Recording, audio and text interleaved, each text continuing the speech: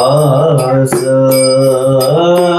संसारे माजिया रोहिले पड़िया से पदे नाही उल्लास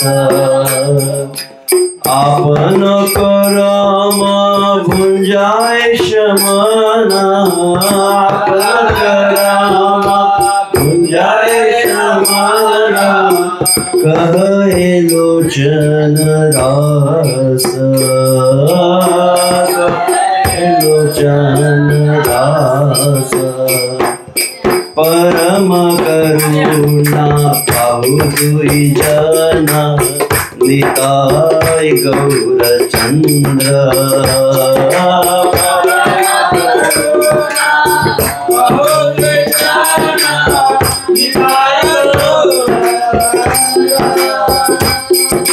परम करुणा पाहु दुई जन निताय गौरचंद्र परम करुणा पाहु दुई जन निताय गौरचंद्र सब अवतार सार शिरोमणि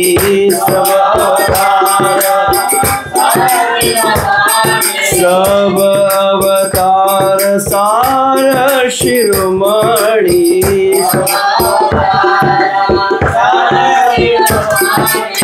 केवल आनंद कंद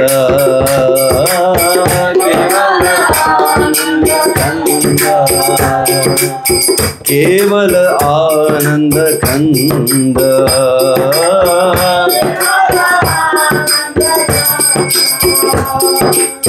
निताय गौरचंद्र निताय गौरचंद्र निताय गौरचंद्र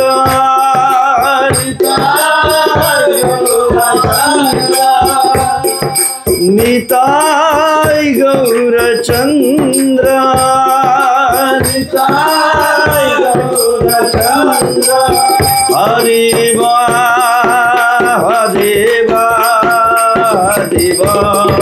गौर हरि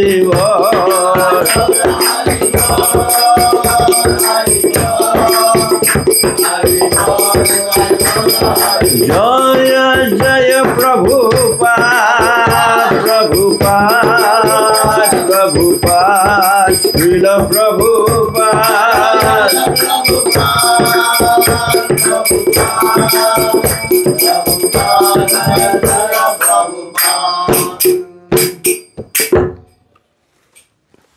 जय विष्णुपाद परमहंस परिव्राजकाचार्य स्तोत्र श्री श्रीमद जिजवाणी रहस्य भक्तिवेदांत स्वामी श्रील प्रभुपाद की इस्कॉन बीपीटी फाउंडर आचार्य श्रील प्रभुपाद की अनंत कोटि वैष्णव वृंद की निताय गौर प्रेमानंदे।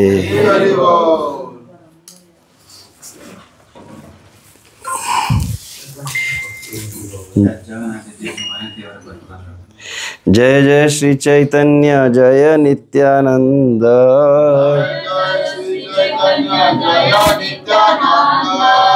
जय जय श्री चैतन्य जय नित्यानंद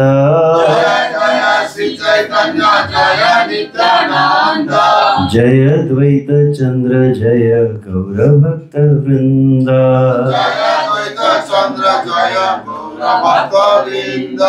जय द्वैत चंद्र जय गौर भक्त वृंद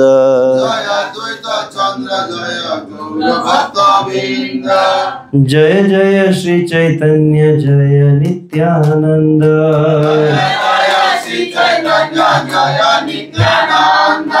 जय द्वैत चंद्र जय गौर भक्त वृंद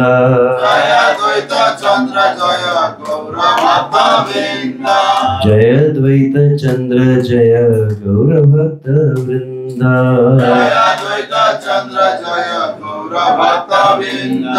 जय द्वैत चंद्र जय गौर भक्त वृंद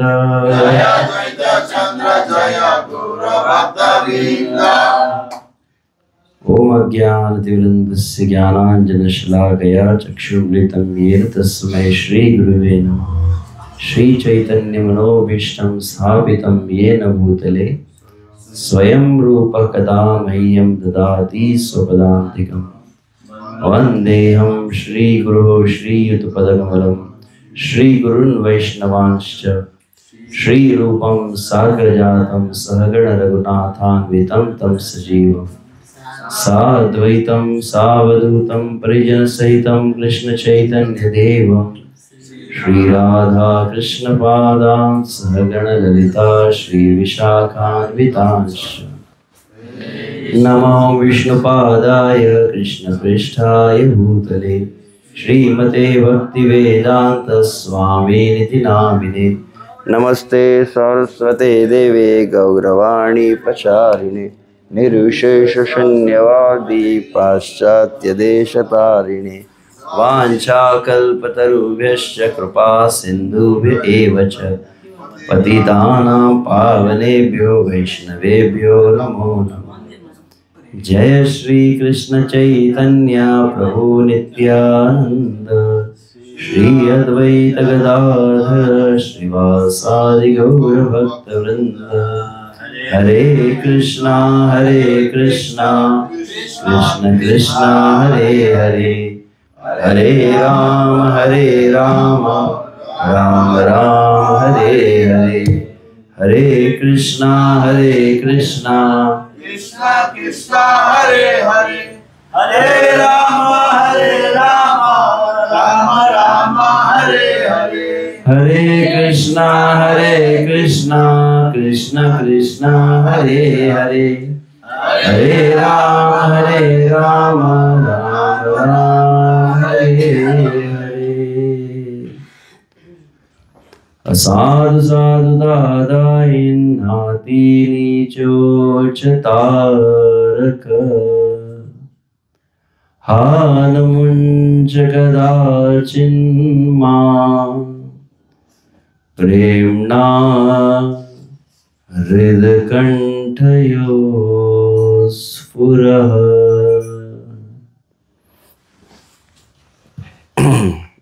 हरे कृष्ण।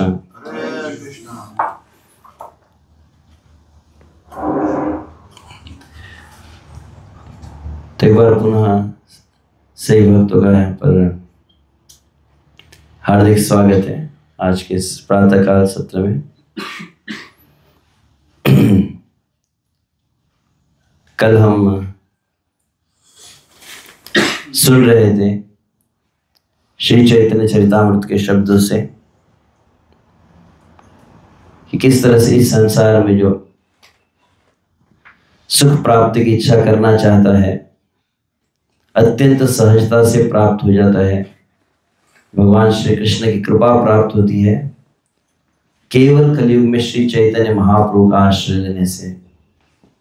तो उसी में आगे कुछ शब्दों में कहा गया है नवद्वीप धाम महात्म्य में भी, कोटि कोटि वर्ष करी श्री कृष्ण भजना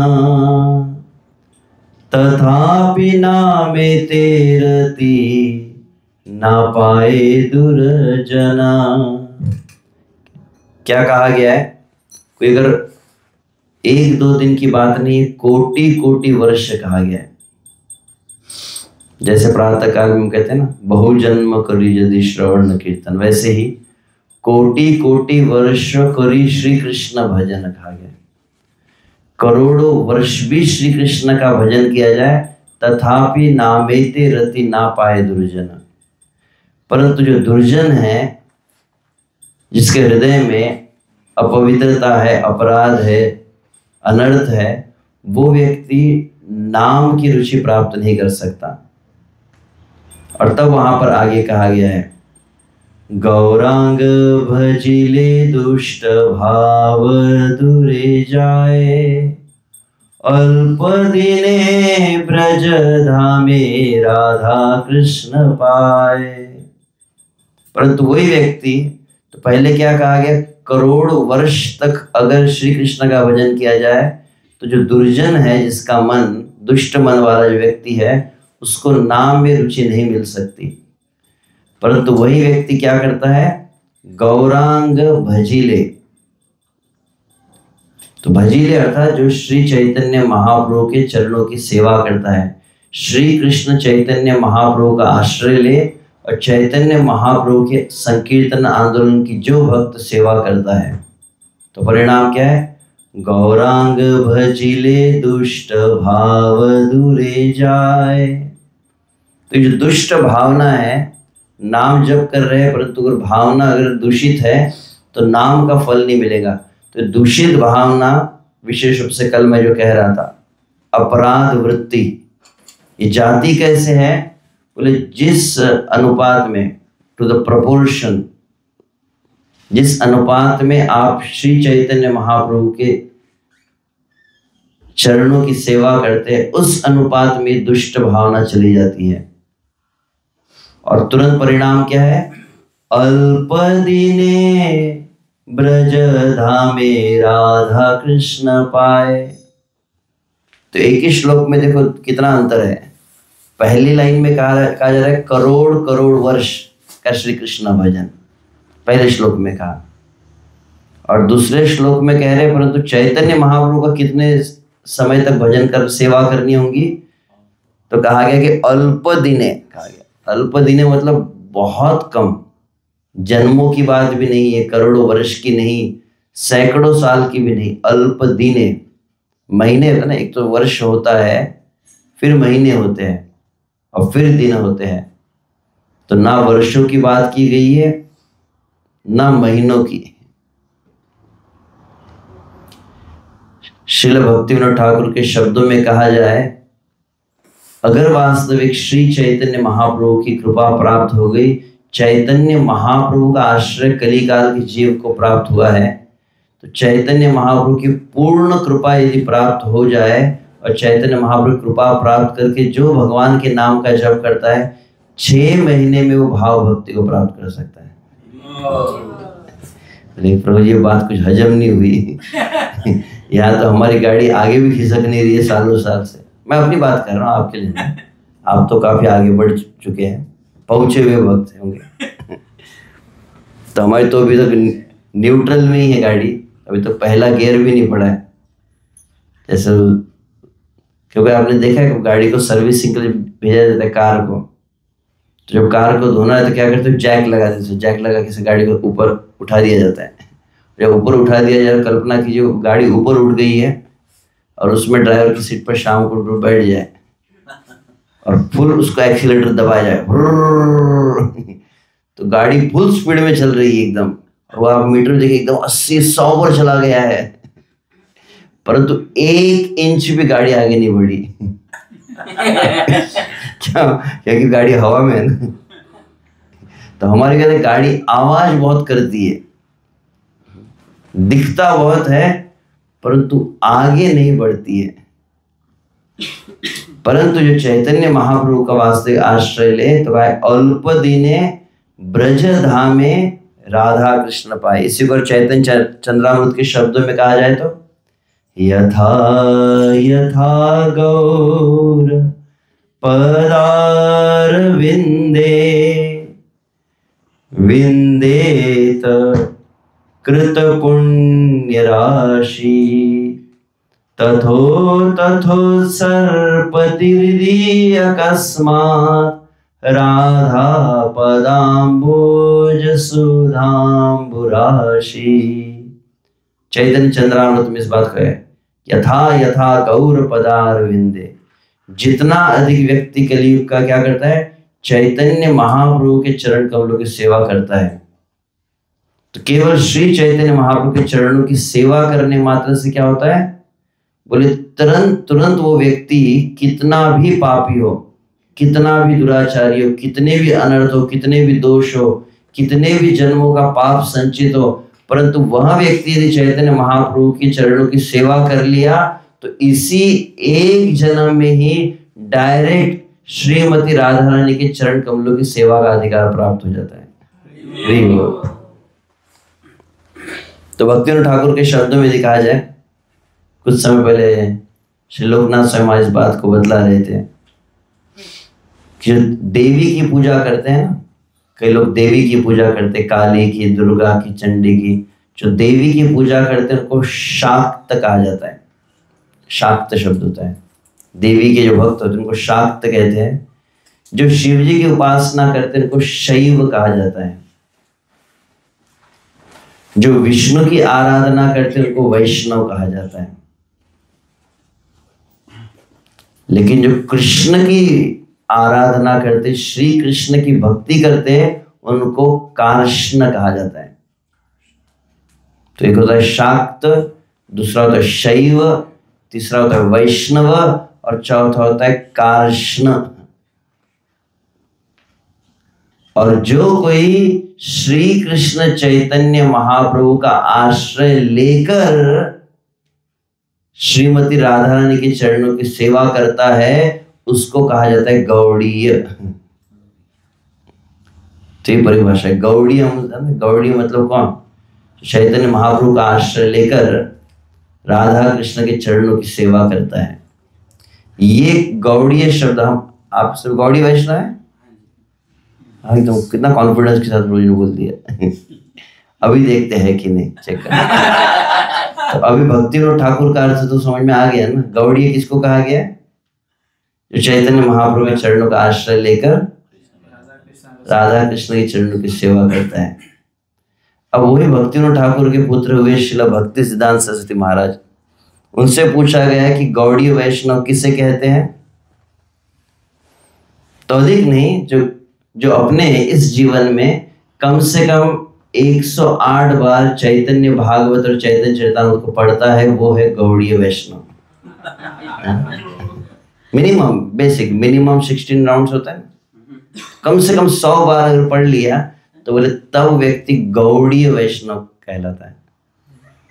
इसको कहता है कि गौर गौर कहना नहीं, क्या कहते हैं जगदानंद पंडित? गौरार आचार गौरार विचार, गौर अमार, ऐसा कुछ बहुत सुंदर वचन है। चलो गौर गौर कहने पर्याप्त नहीं है।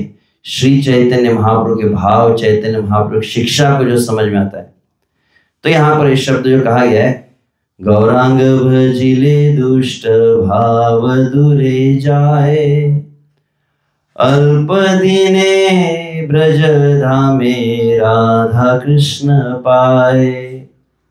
और तब क्या होता है? वो चैतन्य महाप्रभु की सेवा कर रहा है तो ब्रज में राधा कृष्ण की सेवा का अधिकार उसको प्राप्त होता है। ये अच्छी तरह से समझना चाहिए, बात को जानना चाहिए। वास्तविक कली काल में कई आचार्य होंगे, कई संप्रदाय हो सकते हैं, कई पंथ हो सकते हैं, परंतु साक्षात भगवान श्री कृष्ण की सेवा, भगवान श्री कृष्ण के नित्य लीला में प्रवेश का अधिकार बिना श्रीमती राधा रानी की कृपा के नहीं मिल सकता। और वो स्वयं श्रीमती राधा रानी ही राधा भाव द्युति सुवलितम नवमी कृष्ण स्वरूपम, राधा के भाव को, राधा की कांति को लेकर जब श्री कृष्ण आए, वे श्री चैतन्य महाप्रभु। तो जो चैतन्य महाप्रभु जो दे सकते हैं, उससे तत्रादरो न परः, श्री चैतन्य महाप्रभु मतमिदं तत्रादरो, उससे श्रेष्ठ वास्तविक जगत में कुछ है नहीं। यह जब पूर्णतः समझ में जिसको आ जाए,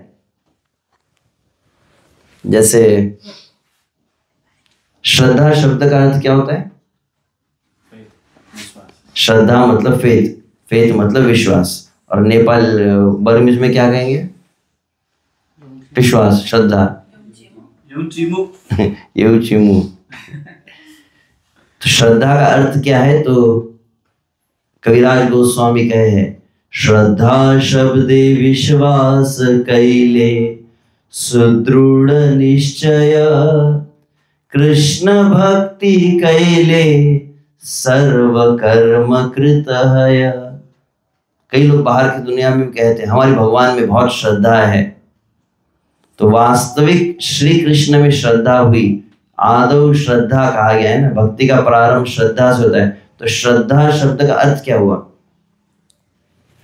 चैतन्य महाप्रभु स्पष्ट रूप से बताए, श्रद्धा मतलब विश्वास, फेथ, ये तो हुआ, परंतु स्पष्ट अर्थ क्या है? जब श्रद्धा कैले विश्वास सुदृढ़ निश्चय, ये फुल कन्विक्शन जब आ गया, कौन सा कन्विक्शन चाहिए? कृष्ण भक्ति कैले सर्व कर्म कृत है। कृत मतलब इसको क्या कहते हैं? इंग्लिश में कहते हैं पास्ट परफेक्ट टेंस, डन। अगर मैं श्री कृष्ण की इस मनुष्य जीवन में सेवा कर रहा हूं, भगवान श्री कृष्ण का भजन कर रहा हूं, सर्व कर्म कृत है, अन्य फिर कोई क्रिया शेष नहीं रही। इस मानव जीवन का सबसे प्रधान मेरा जो कर्तव्य है, श्री कृष्ण का भजन है। जिस तरह से चैतन्य चैतामृत में जो कहा गया है, 3 बातें आवश्यक है जीवन में। कौन सी?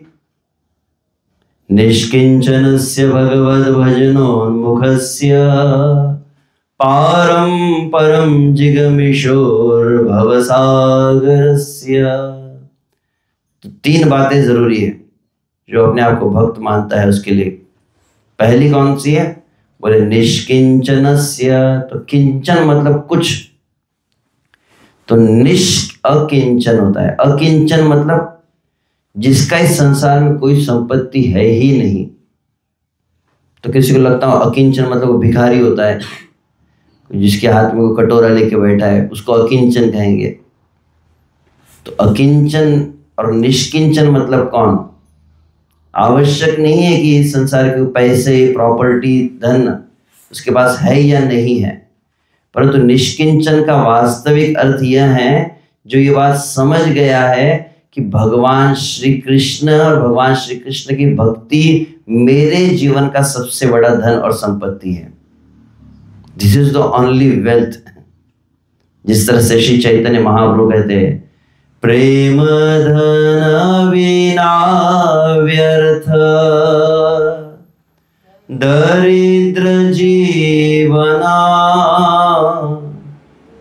2 शब्द कहे गए। इस संसार में आपने अपना घर बना लिया है, बहुत अच्छी गाड़ी है, पत्नी है, धन संपत्ति है, सब कुछ है, कमाई बहुत कुछ कर ली, गोविंदा रेस्टोरेंट है परंतु क्या नहीं है? बोले सब कुछ कमा लिया मानव जीवन में, परंतु प्रेम धन को नहीं कमाया। श्री कृष्ण का प्रेम अगर प्राप्त नहीं हुआ तो ऐसे जीवन के लिए 2 विशेषण कहे गए हैं। और स्वयं चैतन्य महाप्रभु साक्षात भगवान सा करे, प्रेम धन विना क्या कहा गया? व्यर्थ दरिद्र जीवन कहा गया। व्यर्थ मतलब यूजलेस लाइफ है। जिंदगी चली गई किसमें? बोले घर गृहस्थी करने में। जैसे कल भी परसों में कह रहा था, भगवान जगन्नाथ जी की आप अगर सेवा कर रहे हैं तो क्या आवश्यक है? जगन्नाथ जी के सामने फूल आदि अर्पण की जाती है, माला अर्पण की जाती है, और पूछा जाए कि जगन्नाथ भगवान को कौन से फूल अर्पण करेंगे, तो स्वाभाविक एकदम ताजे फूल होते हैं, सुगंधित फूल होते हैं। तो सुगंधित होना चाहिए। फूल कई होंगे, कमल हो, झंडू हो, जो भी हो, परंतु ये तो सुगंधित होना चाहिए, ताजा होना चाहिए, फ्रेश।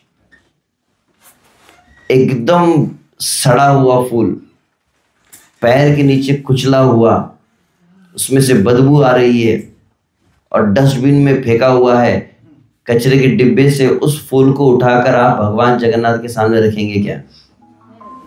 सोचने में कैसा लग रहा है, अरे प्रभु जी क्या कह रहे हैं, ऐसे थोड़ी करते हैं। परंतु बोले यही संसार की नहीं, कई बार भक्तों की भी यही धारणा बन चुकी है कि हमारे जीवन का जब सुगंधित जो भाग है, हमारे जीवन में जो सबसे मैक्सिमम एनर्जी है, जवानी है, युवा अवस्था है, शक्ति है, बल है, जो सबसे बेस्ट हमारा समय है, वो पूरा किसके लिए रखेंगे? बोले संसार के लिए रखेंगे। प्रभु जी क्यों? बोले हम तो प्रभु जी गृहस्थी है तो गृहस्थी है मतलब हमारे जीवन की अलग ही कुछ प्राधान्यता है, और वो सब करने के बाद जो आखिर में बचा हुआ टाइम मिलता है, थोड़ा बहुत समय कृष्ण के लिए दे देंगे। तो पहले 30 साल के थे, 40 साल के थे, 50 साल के थे, तो इतने जीवन किस लिए दिया? बोले उसमें सबसे मेजर पार्ट ये रहता है। और फिर जब हाथ पैर हिल रहे हैं, पूरा शरीर जर्जर हो गया है, जब कोई काम का नहीं रहता, बोले जाओ मंदिर में जाके बैठ जाओ। कभी कभी घर में बूढ़े लोग होते हैं तो बहू बोलने लगती है, यहाँ पता नहीं इंडिया में होता है, कोई अगर बूढ़ा व्यक्ति रिटायर्ड हो गया तो सब मंदिर में जाके बैठो, जाओ वृंदावन में जाके जो परिक्रमा करो। अब पैर चलने लायक नहीं रहे, अब क्या परिक्रमा करेंगे? परिक्रमा तो कोई 30 साल में 40 साल की उम्र में होती है, अब 60 साल में तो आजकल तो 50 तक भी जॉइंट पेन शुरू हो जाते हैं। तो क्या कहा जाए? तो जब हमें करना था उस समय किया नहीं, तो सबसे पहले भक्त किसे कहा गया है? निष्किंचनस्य, जो समझ जाए कि भगवान श्री कृष्ण की भक्ति सबसे मेन मेरी कमाई है, सबसे मेन बिजनेस है। श्रील प्रभुपाद कहते हैं Krishna consciousness is the only business for the human life. मानव जीवन का एक में कोई अगर संपत्ति है तो बोले कृष्ण की भक्ति। यह पैसा है कि नहीं, मैकबुक है कि नहीं, प्रभु जी कहते हैं ये सब तो चलाना भी नहीं आता है, क्योंकि प्रभु जी भक्तों की सेवा करते, भगवान का भजन करते, ये सब एवं बाह्य, ये तो सब बाहरी चीजें हैं। दूसरी बात कही निष्किंचनस्य भगवद भजनोन्मुखस्य, पहली चीज भगवान श्री कृष्ण की भक्ति जीवन की, इस मनुष्य की सबसे बड़ी संपत्ति है। और दूसरी चीज इस मनुष्य जीवन का सबसे प्रमुख कर्तव्य श्री कृष्ण की भक्ति करना है, द टॉप मोस्ट प्रायोरिटी।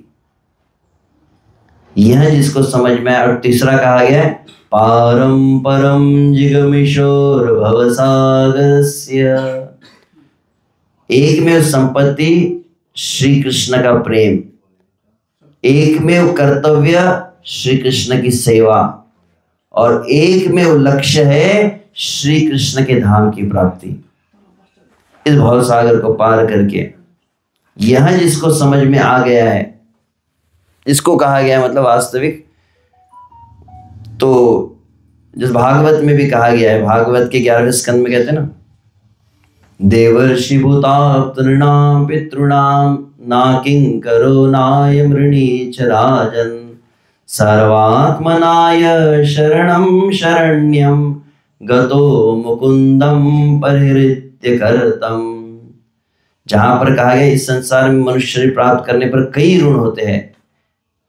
देवताओं के प्रति होता है, माता पिता के प्रति होता है, पितरों के लिए होता है, ऋषियों के लिए होता है, मनुष्यों के लिए होता है, राजा के लिए होता है, और फिर थाईलैंड का भी कुछ टैक्स देना पड़ता होगा। तो कई प्रकार के ऋण है, कई प्रकार के कर्ज है। परंतु जो व्यक्ति श्री कृष्ण की शरण ग्रहण कर लिया है, गतो मुकुंद परिहृत्य कर्तम, सभी के शरण देने वाले जो भगवान श्री कृष्ण है, उनकी शरण अगर कोई ग्रहण कर लिया तो बोले उसका कोई भी ऋण बचता नहीं है। मैं श्री कृष्ण की भक्ति कर रहा हूं, मैं श्री कृष्ण की सेवा कर रहा हूं, अब कोई अलग से ऋण रहा नहीं। यह जब समझ में आ गया, कृष्ण भक्ति कैले सर्व कर्म कृत है, इसको कहा गया है श्रद्धा। तो वैसे ही जो गौड़ीय वैष्णव है उनके लिए भी आवश्यक है। यह तो साधारण श्रद्धा हुई, परंतु गौड़ीय वैष्णव की श्रद्धा कि अगर श्री चैतन्य महाप्रभु का मैं आश्रय लूं, तो चैतन्य महाप्रभु का आश्रय लेने पर ही अल्प दिने ब्रज धामे राधा कृष्ण पाए। क्योंकि आजकल बहुत कुछ भटकाव भी होते रहता है, कई लोग भटक भी जाते हैं इधर उधर। तो सबसे अधिक आवश्यक हमारे लिए कि गौर निष्ठा, कि श्री चैतन्य महाप्रभु है, और वो चैतन्य महाप्रभु कौन से? सतयुग, त्रेता युग, द्वापर युग, कलयुग, ऐसे 4 युग होते हैं, और हर युग में भगवान अवतार लेते हैं। और जितने चतुर्युग होते हैं, हर चतुर्युग में भगवान आते हैं। तो ब्रह्मा जी के एक दिन में कविराज गोस्वामी कहते 1000 चतुर्युग होते हैं।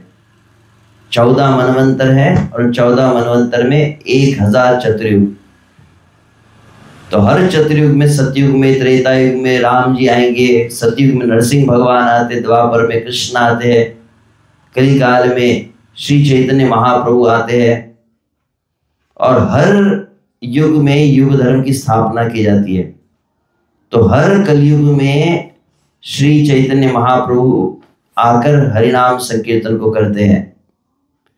परंतु कहा जाता है कि उस ब्रह्मा जी के एक दिन में, मतलब 1000 चतुर्युग में, केवल एक विशेष द्वापर युग होता है। कौन सा द्वापर युग होता है? 7वें मनवंतर का 28वां चतुर्युग। और 28वें चतुर्युग में जो द्वापर युग होता है वो अत्यंत विशेष होता है। क्यों? बोले वो एक में ऐसा द्वापर युग है जब स्वयं वृंदावन बिहारी श्री कृष्ण आते हैं। अन्य जितने भी द्वापर युग, समस्त द्वापर युग में कृष्ण आते, परंतु वासुदेव कृष्ण होते हैं। स्वयं वृंदावन बिहारी कृष्ण, जिनके विषय में चैतन्य महाप्रभु है, आराध्यो भगवान व्रजेश तनय तद्धाम वृंदावन, वो कृष्ण स्वयं नहीं आते, तो वासुदेव कृष्ण आते। वो गीता का प्रवचन भी सुनाएंगे। परंतु जो श्री कृष्ण वृंदावन के आकर जो ब्रज की लीला करते, वो हर द्वापर युग में नहीं होती है।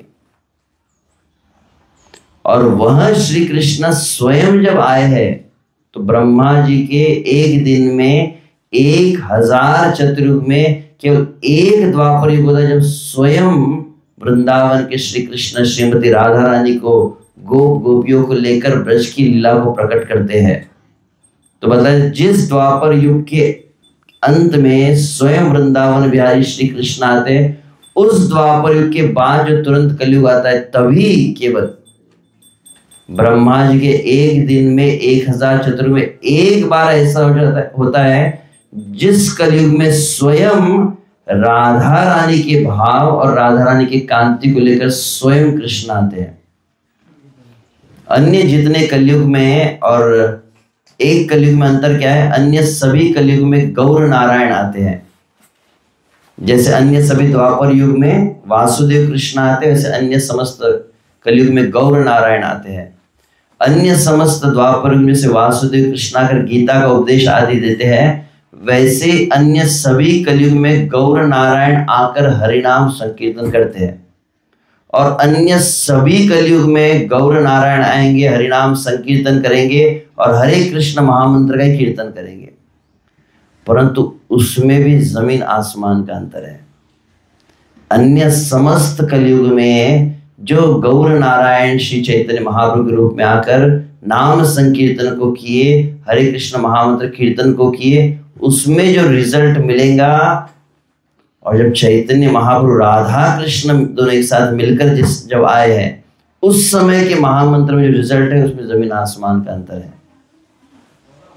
क्योंकि अन्य जितने भी कलयुग में श्री चैतन्य महाप्रभु हरे कृष्ण महामंत्र कीर्तन किए, वो महामंत्र मुक्ति प्रदान कर सकता है। परंतु जैसे हम कल सुन रहे थे, भट्टाचार्य कहे ए मधुर वचना, चैतन्य सृष्टि ए प्रेम संकीर्तना। इस कलयुग में चैतन्य महाप्रभु जो लाए, जो प्रेम या माधुर्य प्रेम को प्रदान करने वाला, तो इसको यहां पर कह रहे हैं, गौरांग भजिले दुष्ट भाव दूरे जाए, अल्प दिने ब्रज धामे राधा कृष्ण पाए। और आगे क्या होता है? निज सिद्ध देह पाए, सखीर आश्रय, निज कुंज श्री युगल सेवा तार हय। तो चैतन्य महाप्रभु का आश्रय लिया, चैतन्य महाप्रभु का आश्रय लेकर हरे कृष्ण महामंत्र का जब कीर्तन किया, तब वह ब्रज में राधा कृष्ण की सेवा के अधिकार को प्राप्त करता है। और सेवा के अधिकार को जब प्राप्त कर ले, तब कहा गया है निज सिद्ध देह पाए, मतलब आध्यात्मिक स्वरूप उसका प्रकट हो जाता है। सखीर आश्रय, और तब ललिता विशाखा आदि गोपियों का आश्रय प्राप्त होता है।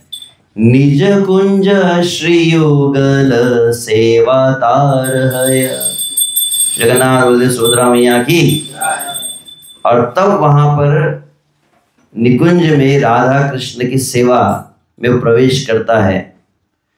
इसीलिए कहा गया है, भक्ति ठाकुर कह रहे, गौरांग निताई जय बोले एक बार, अनंत करम दोष अंत होए तार। इसीलिए जो कोई गौरांग नित्यानंद के आश्रय लेता है उसके अनंत कर्मों के दोष को नाश होते हैं। तो यहीं पर, पूरा तो नहीं पढ़ूंगा, काफी कुछ है। श्रील प्रभुपाद जी के शब्दों को मैं पढ़ रहा था यहीं पर, जहां पर प्रभुपाद जी कहते हैं, पढ़ लेते थोड़ा बहुत। अब यदि कोई थोड़ी भी श्रद्धा के साथ भगवान चैतन्य तथा नित्यानंद के पवित्र नामों का कीर्तन करता है तो वह सारे अपराधों से तुरंत ही मुक्त हो जाता है। इस तरह वो ज्यों ही हरे कृष्ण महामंत्र का कीर्तन करता है त्यों ही उसे भगवत प्रेम की भाव विभोरता का अनुभव होता है।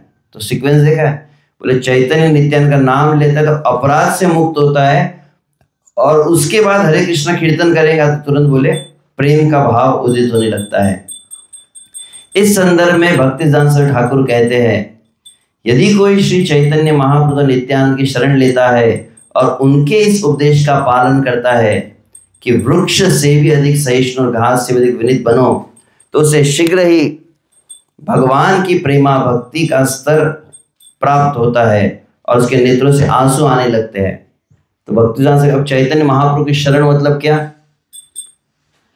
श्री नित्यानंद प्रभु जब वो नवद्वीप मंडल परिक्रमा कर रहे थे जीव गोस्वामी के साथ, तो वहां पे जीव गोस्वामी नित्यानंद को प्रश्न पूछा, आपने कहा गौरांग गौरांग बोलो प्रेम मिल जाएगा, परंतु कई लोग गौरांग गौरांग भी बोलते, कई लोग अपने बेटे का नाम भी गौरांग रख देते। लगभग हर शहर में देखते कुछ कांग्रेस में कोई बच्चे निकल जाते गौरांग के नाम के, तो गौरांग गौरांग तो बहुत बोलते, परंतु प्रेम नहीं आता। बोले केवल गौरांग, तब नित्यानंद के गौरांग तो कहना है, परंतु जो गौरांग की शिक्षा को पूरी तरह से आत्मसात नहीं किया, और उसमें मूल शिक्षा कौन सी है? तब नित्यानंद कहते तृणादपि सुनीचेन तरोरिव सहिष्णुना अमानिन मानदेन कीर्तनीय सदा हरि। इससे कहा गया गौड़ीय कंठ आहार, कंठहार जैसे कंठी माला पहन जाती है, इसको जो हमेशा धारण करता है, इस भाव को हमेशा इस भाव में जो रहता है, तो उसी को प्रभुपाद यहाँ पर कह रहे तात्पर्य में। तो उसको तुरंत अनुभव होगा इस चीज का। तो ये समझने के लिए अलग से कोर्स करना पड़ता है, तृणादपि कोर्स होता है, उसमें ये सब बातें होती हैं। हरे कृष्ण, प्रभुपाद आगे लिख रहे हैं, हरे कृष्ण महामंत्र कीर्तन के समय कुछ अपराधों पर ध्यान रखना आवश्यक है, विशेष रूप से 10 नाम अपराध, किंतु गौर नित्यानंद के नामों के उच्चारण में ऐसी बात नहीं है। अतः यदि कोई जीवन भर हरे कृष्ण महामंत्र का कीर्तन करे किंतु उसका जीवन पाप कर्मों से भरा रहे, तो उसके लिए भगवान की प्रेमा भक्ति प्राप्त कर सकना अत्यंत कठिन है। हरि हरि गौर हरि। किंतु यदि अपराधी होते हुए भी ऐसा लगा कि भगवान मिल गया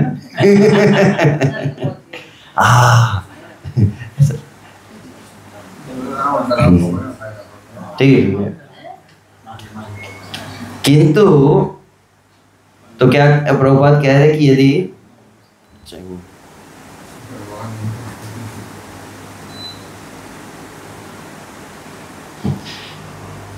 कोई हरे कृष्ण कीर्तन करे परंतु अपराध होते रहे तो बोले प्रेम मिलना कठिन है, कहा गया। Where is this? कहाँ चले?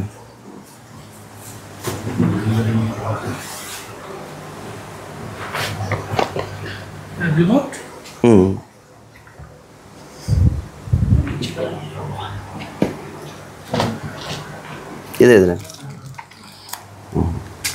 हरे कृष्णा कृष्णा कृष्णा हरे हरे, हरे राम राम राम हरे हरे, हरे कृष्णा कृष्णा कृष्णा हरे हरे, हरे राम राम हरे हरे। और एक बार हरे कृष्णा कृष्णा कृष्णा हरे हरे, हरे राम राम राम हरे हरे।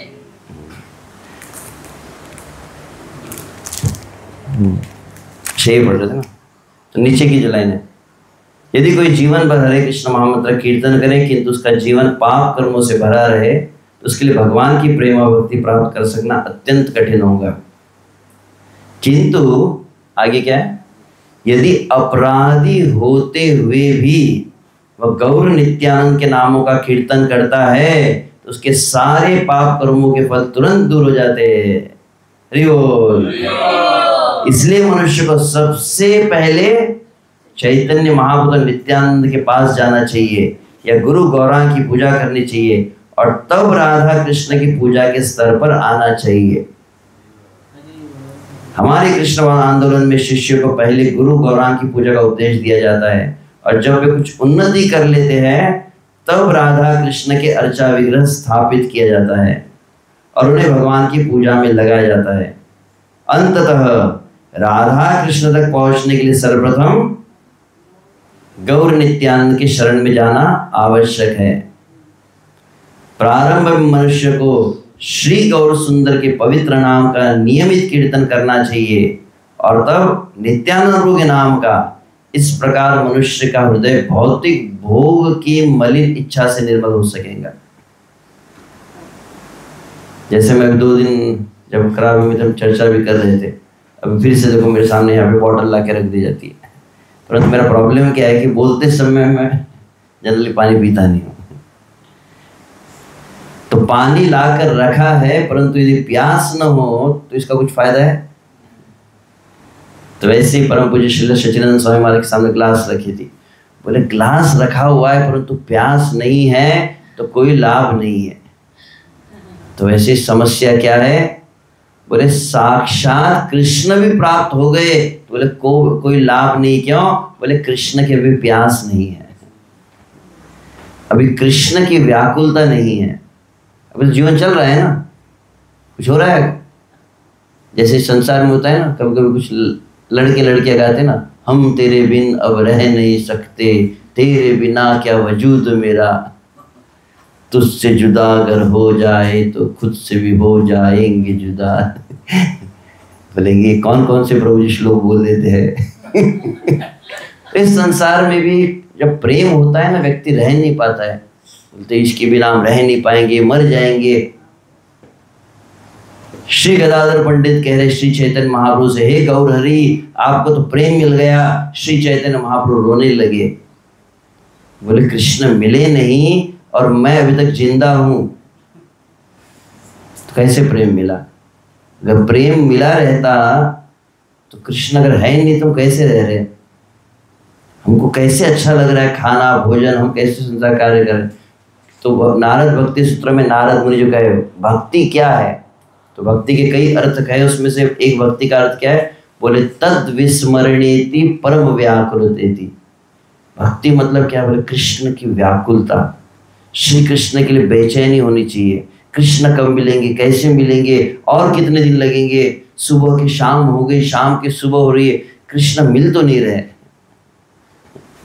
हमारे ऐसी नहीं, हमारी कैसी है, बोले कभी कभी कृष्ण भावना में भी क्या होता है, बाहर के संसार में लोग करते हैं, इसको कहते हैं रिचुअल्स। रिचुअल समझ में आता है? कुछ लोग सत्यनारायण की पूजा यहाँ होती है थाईलैंड में, इंडिया में काफी फेमस है। और कुछ लोग अलग अलग प्रकार के, कोई शिव जी को लोटा डाल के आता है, फिर गणपति के मंदिर जाके आता है, तो जैसे रिचुअल कहा जाता है। तो कभी कभी कृष्ण भावना भी एक रिचुअल बन जाता है। एक स्टैंप लग गया, हम दीक्षित भक्त है प्रभु जी, फिर कंठी भी है, तिलक भी धारण कर लिया, और चल क्या रहा है, बोले रिचुअल ही चल रहा है।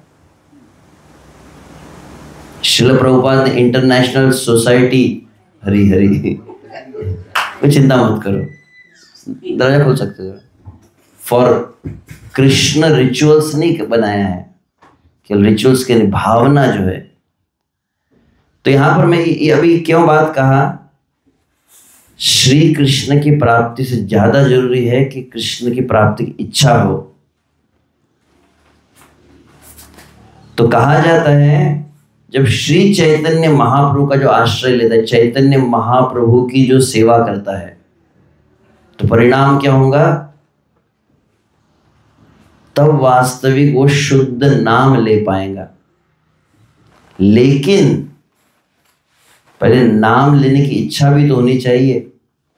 कलिकाल के जीव क्या है, हालांकि हम सुनते कि चैतन्य महाप्रभु सभी को प्रेम देने के लिए आए, ये क्लियर है, परंतु श्री चैतन्य महाप्रभु सभी को प्रेम देने के लिए आए हैं। हम में से कितने सही में प्रेम लेने के लिए बैठे हुए, देने को तैयार है।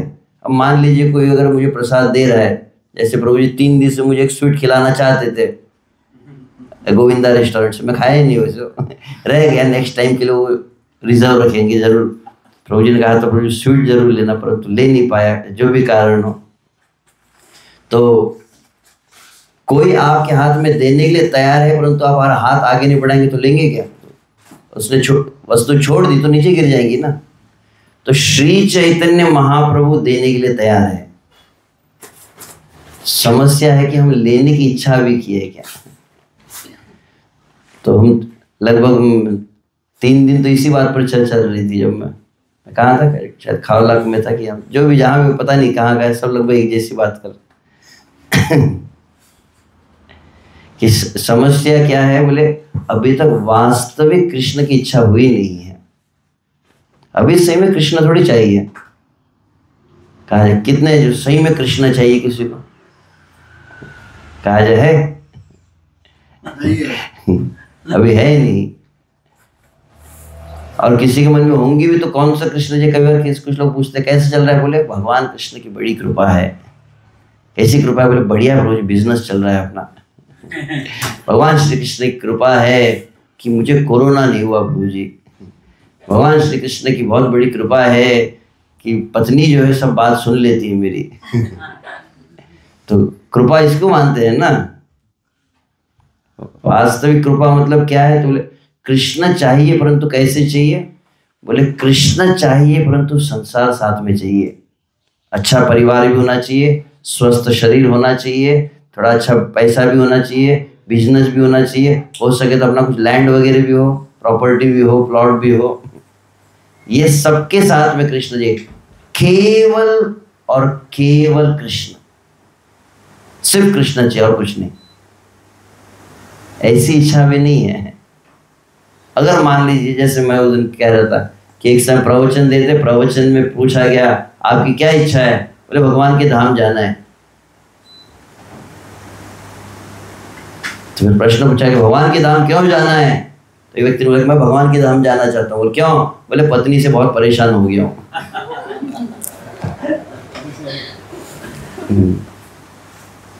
श्रील प्रभुपाद के सामने एक भक्त ने कहा, Srila Prabhupada I want to chant 64 rounds in Vrindavan. Prabhupada ने कहा if you want then it is sense gratification. हमारी इच्छा थोड़ी है, गुरु को, वैष्णव को, कृष्ण को कौन सा कार्य प्रसन्न करेगा, इसे भजन कहा गया है। कृष्ण संतोष हेतु कारण, इसको तो भजन कहा गया है। फिर आ गया कल तो आप साउंड भी लगाए थे। साउंड, हाँ साउंड था, अच्छा भूल गया। अच्छा साउंड ठीक है। तो मैं क्या कहाँ चला, अच्छा इधर है।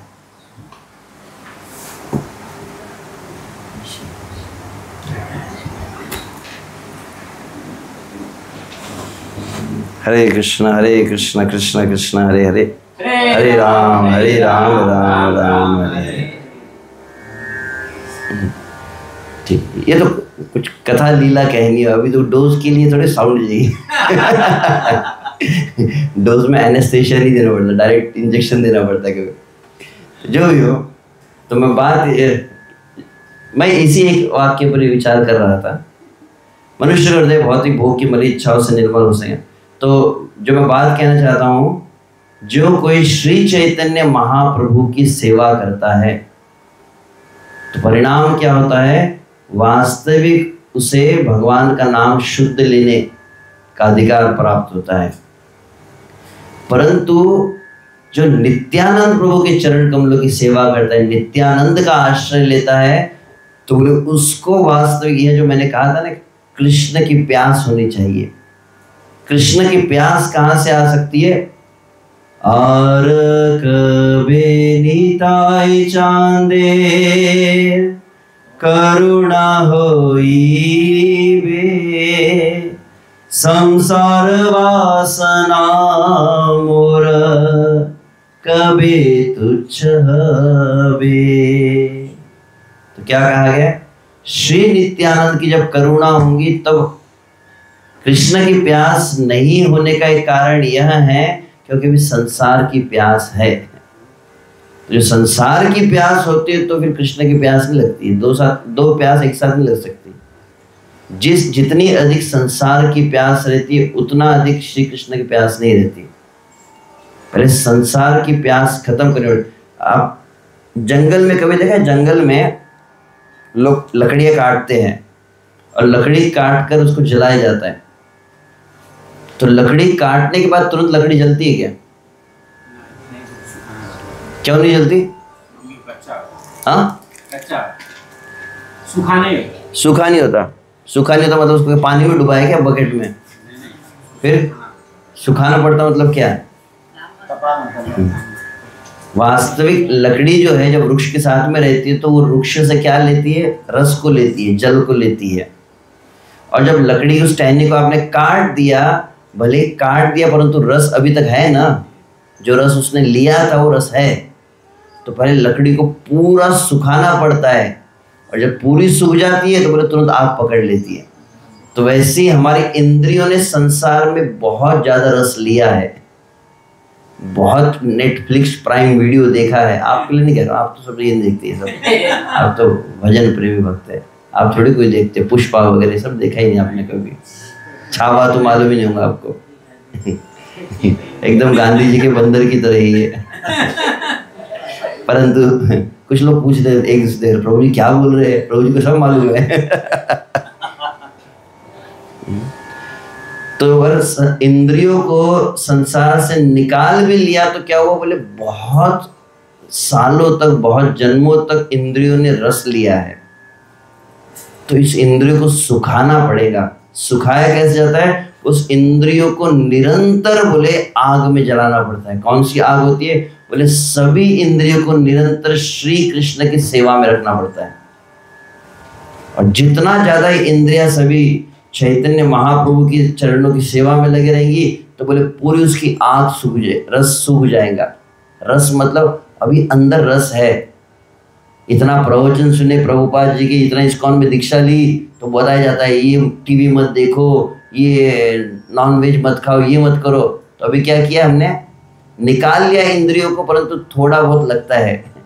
इतना बुरा भी नहीं है संसार, कभी कभी देख लेना चाहिए। क्यों? क्योंकि अंदर रस है अभी भी, अभी इतना बुरा नहीं लग रहा है। तो रस सूखता कैसे है? बोले बहुत जब सेवा की जाती है। तो आर कबे नीताई चांदेर करुणा होइबे, संसार वासना मोर कबे तुच्छ होबे। तो मनुष्य का हृदय जब भौतिक भोग की मलिच्छा से निर्मल हो सके तब वो भगवान श्री कृष्ण की पूजा करने वृंदावन धाम जा सकता है। श्री चैतन्य नित्यानंद की कृपा हुए बिना वृंदावन जाने की,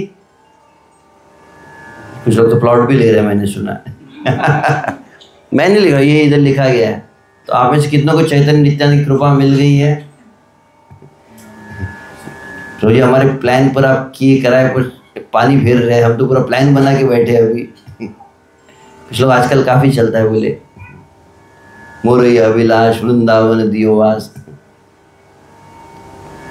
परंतु वास्तविक आवश्यक क्या है कि श्री चैतन्य नित्यानंद प्रभु, बहुत सुंदर चैतन्य चरितामृत के तात्पर्य श्रील प्रभुपाद कहे, वास्तविक चैतन्य महाप्रभु का भक्त कौन है? वहां पर श्री चैतन्य महाप्रभु नित्यानंद प्रभु से कहते, हे नित्यानंद, तुम्हें जगन्नाथपुरी आने की जरूरत नहीं है। प्रतिवर्ष नीलाचले ना आश्रिवो।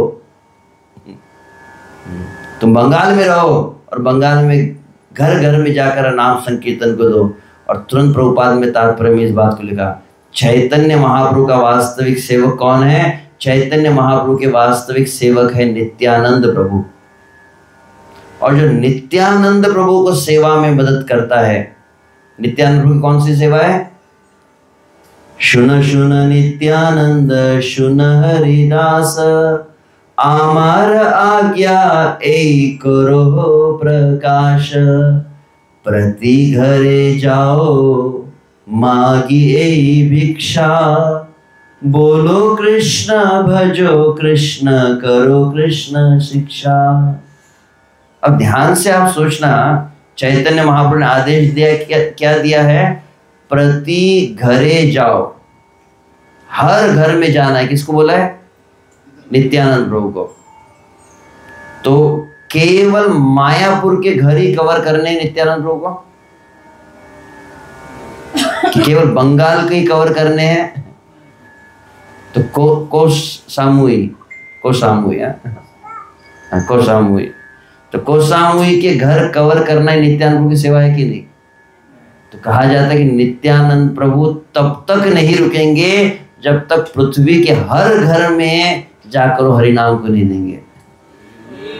तो जो कोई ये कार्य करता है, कौन सा कार्य करना है?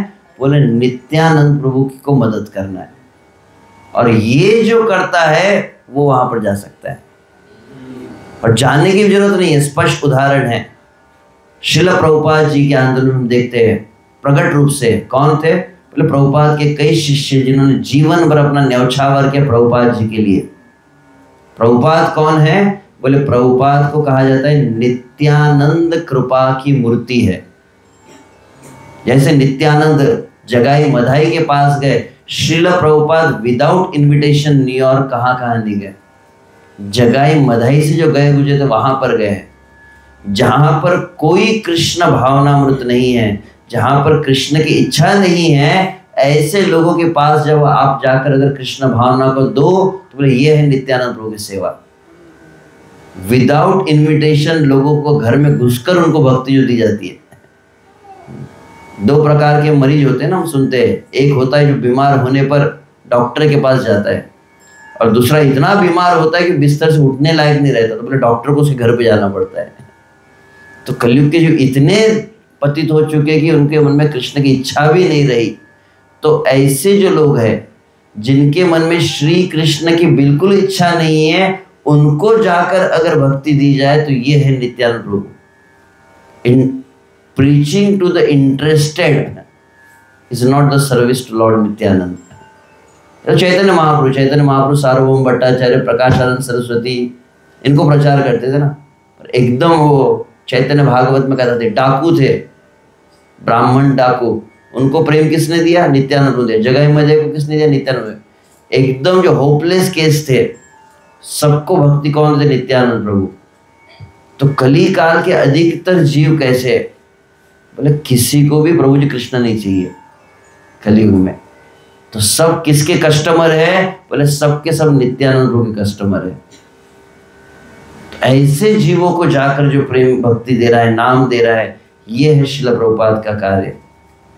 श्रील प्रभुपाद जब ऐसे बैठे थे, प्रभुपाद ने नक्शा निकालते थे। अच्छा कौन जाएगा यहाँ पर? देखो अफ्रीका में कौन जाएगा? तो ये भक्त हाथ, प्रभु जी मैं जाऊंगा। ऐसे जैसे कोई हमको प्रसाद बांट रहे हैं ना, वैसे प्रभुपाद देश बांटते थे। अच्छा रशिया कौन जाएगा? हाँ ठीक है, ओके।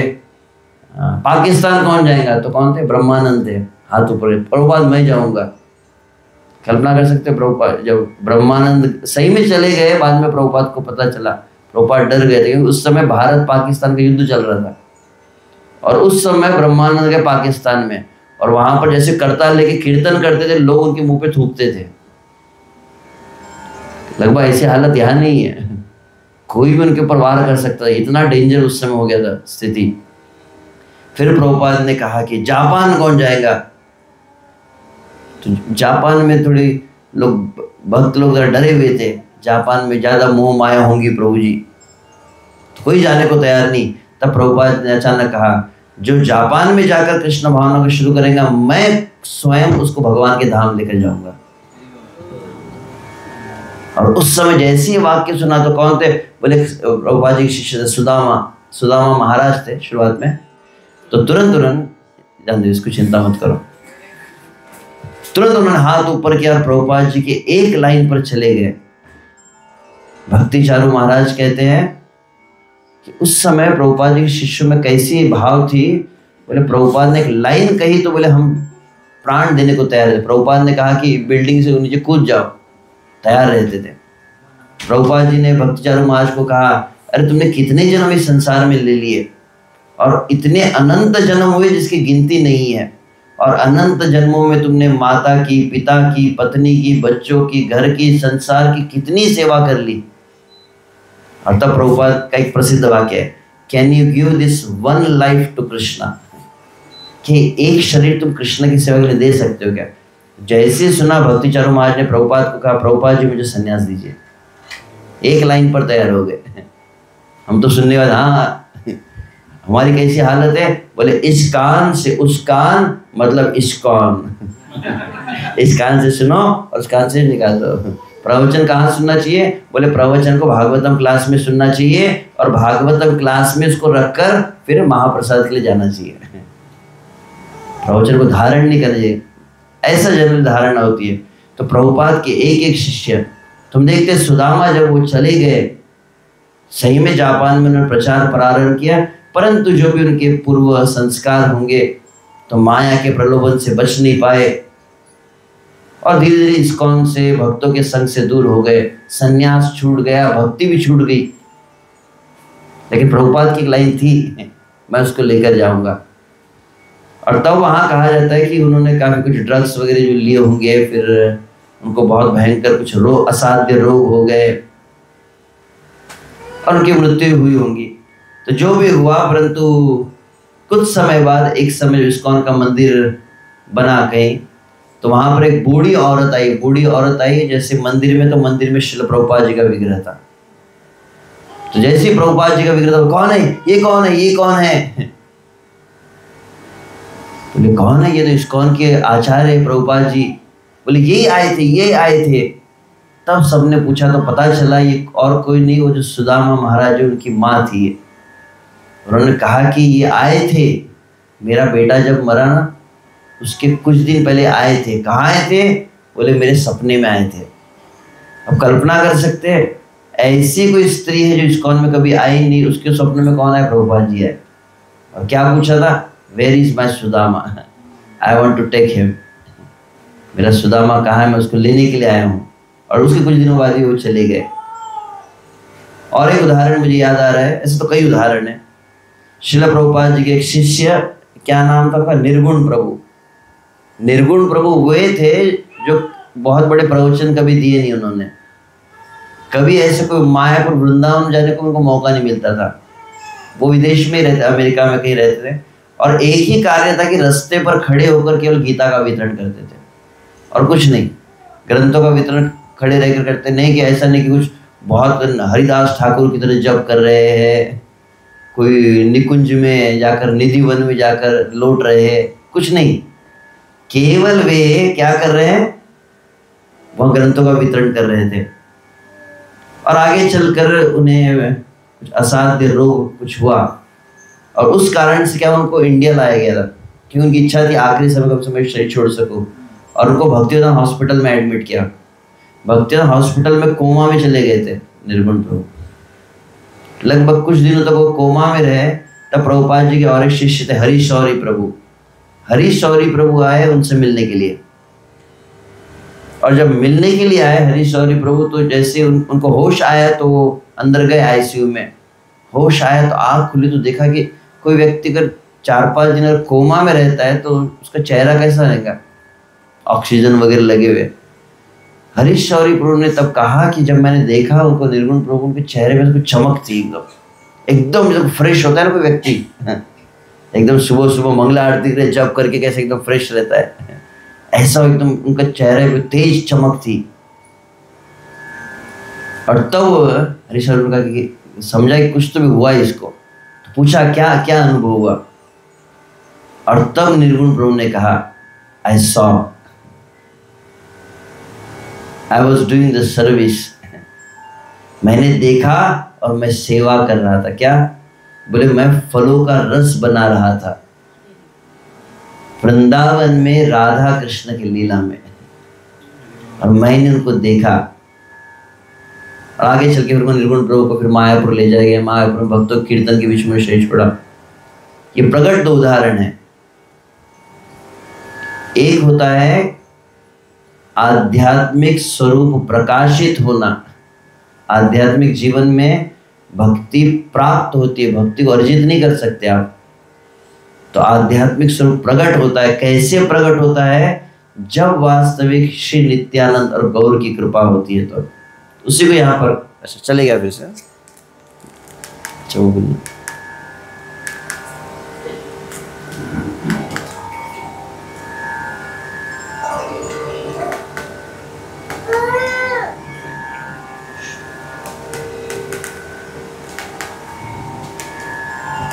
कहाँ चला गया?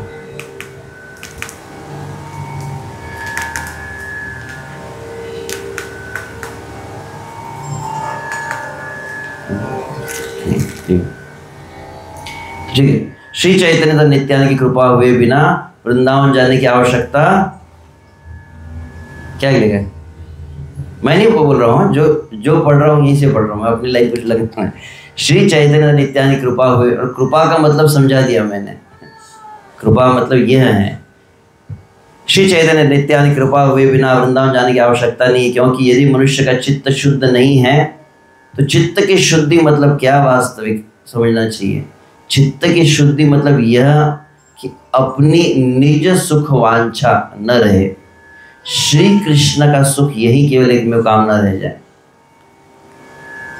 भगवान श्री कृष्ण उद्धव से श्रीमद् भागवत के एकादश स्कंद में कहे हैं,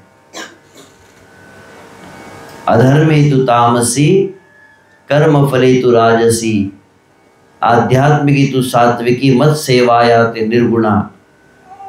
क्या कहा गया? भक्ति लगने के लिए लगता है किसी भक्ति, परंतु भक्ति में भी भगवान ही कह रहे हैं तमोगुण की भक्ति, रजोगुण की भक्ति, सतोगुण की भक्ति और विशुद्ध सत्व भक्ति। तो तमोगुणी भक्ति किसको कहा गया है? तो अधर्मे तु तामसी कहा गया। कुछ लोग होते हैं, हमने देखा है भक्ति में ना, ठीक है, जो करने के लिए कहा जाए वो नहीं करेंगे, जो नहीं करने के लिए कहा जाए वही करते हैं। उनको वो जल्दी उठो तो नहीं उठेंगे, प्रभु जी 16 माला करो तो नहीं करेंगे, और जो नहीं करने कहा जाए वही करते हैं। भागवत में आप सुनते ना, भागवत में वर्णन है कि हिरण्यकशिपु हर रोज सुबह बैठ के भागवतम क्लास सुनते थे। प्रभु जी क्या कह रहे हैं? हर रोज हिरण्यकशिपु वेदों को पढ़ते थे, जैसे हमारे भक्त नाम अपराध को पढ़ते हैं ना। तो वेदों को पढ़ते क्यों थे? वेदों को पढ़ के वेदों में जो भगवान ने दिए नियम है वो सब नियम को तोड़ने के लिए पढ़ते थे। कि कहा जाता है कि अगर कोई पुण्य करेगा तो स्वर्ग में जाएगा, तो उन्होंने एक नियम बना दिया, क्या जो पुण्य करेंगे, जो जप करेंगे, जो पूजा करेंगे, सबके सब नरक में जाएंगे, और जो नॉन वेज खाएगा वो नरक में जाएगा, ये वेद कहता है। तो हिरण्यकशिप में नियम बनाया, जो लोग मछली खाएंगे सबको स्वर्ग में कंफर्म टिकट प्राप्त हो जाएगी। और फिर कौन सा है? Pig island. तो कुछ लोग शुगर वगैरह खाएंगे, उनको तो ब्रह्मलोक प्राप्त हो जाएगा। सब नियम ऐसे रहते। तो हमारे भक्त कहते हैं, कभी कभी क्या लोग कहते हैं, सुबह सुबह उठ के बोलते हैं भगवान के जप में होने वाले 10 नाम अपराध इस प्रकार से है, पहला नाम अपराध, दूसरा नाम अपराध। भगवान के जप में होने वाले मतलब आज ये 10 नाम अपराध हमसे होने वाले हैं। हम किस लिए बोलते हैं? ताकि बोलकर वही अपराध किए जाए। ऐसा आपके लिए नहीं कह रहे, ऐसे कभी कुछ लोग सोचते हैं। तो अधर्मे तु तामसी, तामसी भक्ति का अर्थ होता है कि कुछ लोग होते हैं जिनको नियम को, कानून को तोड़ना अच्छा लगता है। तो भक्ति में भी कुछ होते हैं जो स्वैराचारी भक्त कहा जाता है, स्वतंत्र वृत्ति वाले, इंडिपेंडेंट विम्सिकल डिवोटीज कहा जाता है। अपने मनमाने तरीके से करते हैं, हमको जो अच्छा लगे हम वो क्या करेंगे, जबरदस्ती का प्रभु जी हम आपकी नहीं सुनेंगे। मैं करूं मन की, अपने मन की करते हैं। तो जो करे मन की वह बने मंकी। तो इसको कहा गया तामसी। कर्म फले तु राजसी। भगवान श्री कृष्ण भागवत के कार्य करें, रजोगुणी भक्ति क्या है? बोले कि भक्ति करते परंतु सेवा के साथ में मेवा भी चाहिए। सबकी प्लेट, सबको प्रसाद सर्व करेंगे पर पहले अपनी प्लेट लगाओ प्रभु जी। इतनी सेवा की, किसी ने मेरा नाम ही अनाउंस नहीं किया, कोई पूछता ही नहीं मुझे, किसने इतने लोगों को भक्त बनाया? मैंने बनाया। तो मेरा नाम होना चाहिए ना कहीं। हिज ग्रेस तो बोलना चाहिए नाम के साथ में। ऐसे बोल दे अनंत शेष प्रभु, हिज ग्रेस अनंत शेष प्रभु कहना चाहिए। तो हमको बहुत अधिक मान की, सम्मान की बदले में कुछ ना कुछ चाहिए। अगर ऐसी भावना है तो इसको क्या कहा गया? इसको ऐसे सकाम कहा गया, सकाम कर्म। बदले में कुछ ना कुछ रिटर्न चाहिए। मैं इतना कीर्तन करूँगा तो एनवलप वगैरह मिलना चाहिए। इस तरह की जो भावनाएं होती है, सकाम भावनाएं जो होती है, इसको रजोगुणी भक्ति कहा गया। और सात्विकी भक्ति मतलब क्या है? सात्विकी भक्ति मतलब कि हम भक्ति करते परंतु कैसे होते? सेल्फ सेंटर्ड भक्ति होती है। सो मेरी शुद्धि चाहिए, मुझे जब करने पर मजा ही नहीं आ रहा है।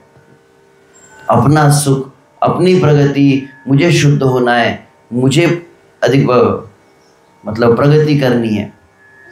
अच्छी बात है ये तो। कभी कभी लोग बोलते हैं ना, आज की यह कथा में अपने शुद्धिकरण के लिए बोल रहा हूँ, बोलते हैं ना, तो सुनने में कितना अच्छा लगता है।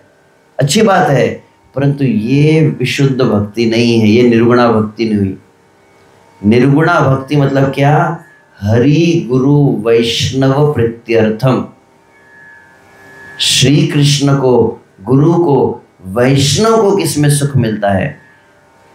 हमको सेवा क्यों करनी? सेवा इसलिए नहीं करनी है कि कृष्ण को कुछ जरूरत है। सेवा इसलिए करनी है कि अपनी इच्छा को मारना है, हमारी सुख की इच्छा न। तो यहाँ पर जो कहा गया चित्त की शुद्धि जो कहा जा रहा है, तो वास्तविक चित्त की शुद्धि मतलब यह अब निज सुख वांछा जो है वह नष्ट होना, तब व्यक्ति वहां से वृंदावन जा सकता है। सामान्य व्यक्ति के लिए राधा कृष्ण की पूजा की अपेक्षा श्री चैतन्य नित्यानंद प्रभु या पंचतत्व की पूजा करना सरल है। जब तक कोई परम भाग्यशाली न हो तब तक उसे सीधे राधा कृष्ण की पूजा करने के लिए, तो इसको में हम देखते हैं पहले डायरेक्ट राधा कृष्ण की विग्रह नहीं। तो आजकल अलग बात है, आजकल तो लोग सीधा जाते, लोही बाजार में जाते और खरीद कर लेकर आते। वास्तविक यदि दीक्षा संस्कार में देखा जाए तो गुरु सेवा देता है, हम सेवा नहीं ले सकते। प्रभु जी मैं लेकर आया, भगवान को नाम दीजिए। इंडिया में काफ़ी होता है, यहाँ पर शायद ना हो। इंडिया में बहुत लोग भगवान को खरीद कर लेकर आते हैं, राधा कृष्ण को, और फिर क्या करते हैं, आजकल तो एक नया फैशन है इंडिया में, बास्केट में लेके भगवान को घूमते रहते हैं और फिर उसके ऊपर ब्लॉग्स क्या रील्स बनाते हैं अपने भगवान की। भगवान का ही ज़्यादा फिर मतलब स्टेटस पे रखा जाता है। बहुत कुछ। तो विग्रह को खिलौना थोड़ी है घुमाने के लिए, भगवान की सेवा को कैसे बोले गुरु देता है।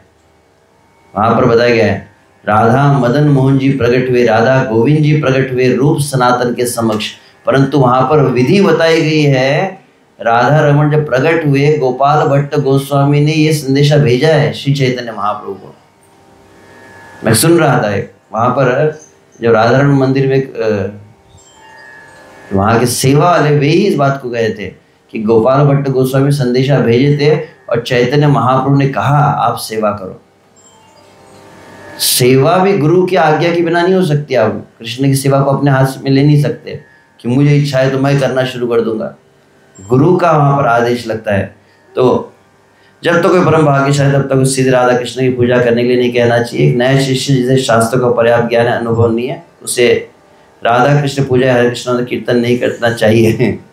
तो क्या करेंगे अब कल से हम माला पे हरे कृष्ण महामंत्र का जब छोड़ देंगे। प्रभुपाद जी ने लिखा है।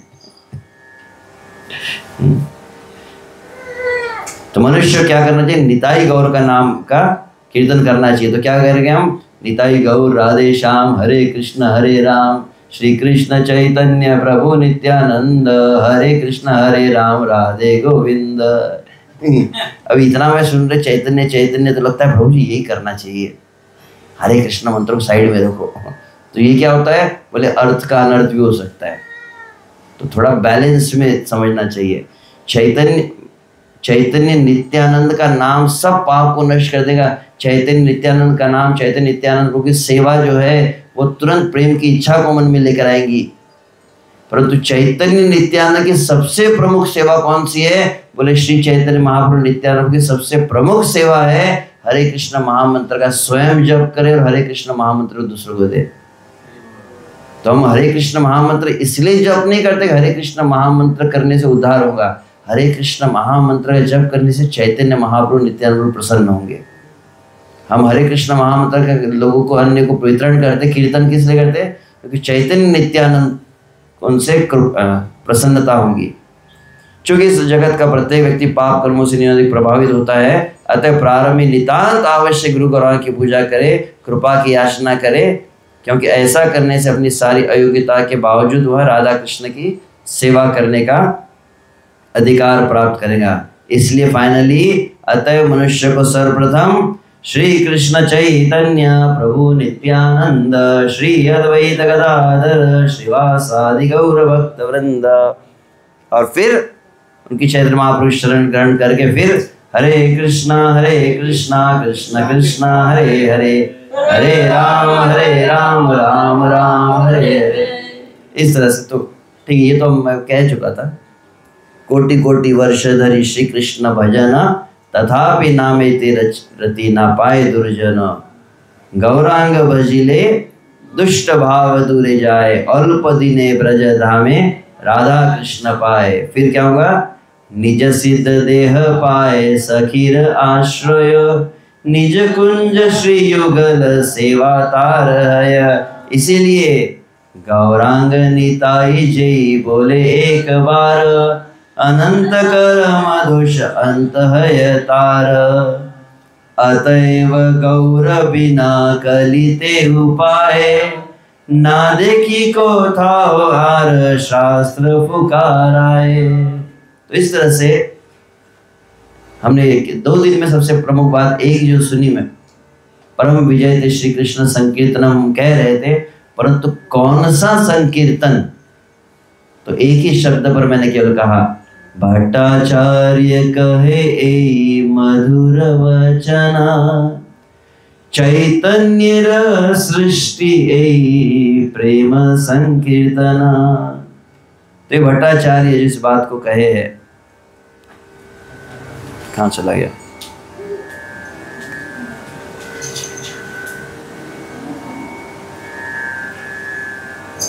अच्छा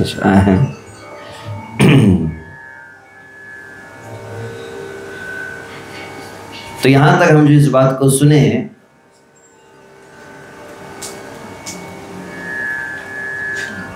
जो श्री चैतन्य महाप्रभु का आश्रय लेता है, तो वही चैतन्य महाप्रभु का आश्रय ही इस संकीर्तन को प्रदान कर सकता है। पात्रा पात्र विचारणं न कुरुते, न स्वं परं वीक्षते, देयादेय विमर्शको नहि न वा, काल प्रतीक्ष प्रभु, सद्यो यश्रवणे क्षण प्रणमना, ध्यानादिना दुर्लभम्, दत्त भक्तिरसंस एव भगवान्, गौर परम में गति। वे भगवान गौर ही एक में मेरी गति है। कौन? तो यह उनकी विशेषता है चैतन्य महाप्रभु की। पात्रा पात्र विचारणं न कुरुते। वे चैतन्य महाप्रभु कलयुग में कौन योग्य है, कौन अयोग्य है, कौन पात्र है, कौन अपात्र है, इसका विचार नहीं करते। न स्वं परम वीक्षते, कौन अपना है, कौन पराया है, कौन नेपाली है, कौन बर्मीज है, ये विचार नहीं है। अपना पराया कोई विचार नहीं। देया देय विमर्श को नहीं नवा, किसको देना चाहिए, देय अदेय, किसको दे किसको न दे, ये ध्यान नहीं रखा जाता। काल प्रतीक्ष प्रभु, और कौन सा सही समय कौन सा गलत समय, ये विचार नहीं किया गया। और सद्यो यश्रवणे क्षण प्रणमना, ध्यानादिना दुर्लभम। तो जो श्रवण इक्षण, जो नवदा भक्ति होते ना, श्रवणम कीर्तनम विष्णु स्मरणम, तो श्रवण इक्षण मतलब दर्शन करना भगवान का, प्रणाम करना, ध्यान करना। तो भगवान के विषय में सुनकर, प्रणाम करके, ध्यान करके, भगवान का दर्शन करके भी जो माधुर्य प्रेम प्राप्त होना अति दुर्लभ है। दुर्लभम दत्तम भक्ति रसम स एव भगवान। उस सर्वोच्च भक्ति रस को प्रदान करते हैं वे है श्री चैतन्य महाप्रभु। वास्तविक हम जीवों को देखा जाए कली काल के, जिनका कोई अधिकार नहीं था। आप में से कितने लोग सोचते हैं कि सही में मैं तो प्रभु जी माँ के पेट से भक्ति को लेके पैदा हुआ था। हम तो ऐसे ऐसे संसार में, भोगों में, पाप में लगे हुए थे। यदि प्रभुपाद न हुई तो तबे की हुई तो। आज संसार में लोग कहाँ कहाँ नहीं जाते, सब राधे राधे बोल, वृंदावन में डोल। परंतु यदि श्रील प्रभुपाद न होते तो बोले कौन मायापुर नवद्वीप, कौन वृंदावन को बतला पाता। तो हमारी कैसी हालत है। तो जैसे यहाँ पर चंद्रामृत कहता है, न योगो न ध्यानम न च जप तपस् त्याग नियमा न वेदानाचार क्वनवत निषेधादि उपरति अकस्मात् चैतन्ये अवतरति दयासार हृदये पुमार्थानां मौलिं परमिह मुदा लुंठति जना। तो ये हमारे बारे में एटलीस्ट मेरे लिए तो सूट करता है। हम कैसे जीवे। आप में से कितने लोग इस्कॉन में आने के पहले बहुत योग साधना करते थे।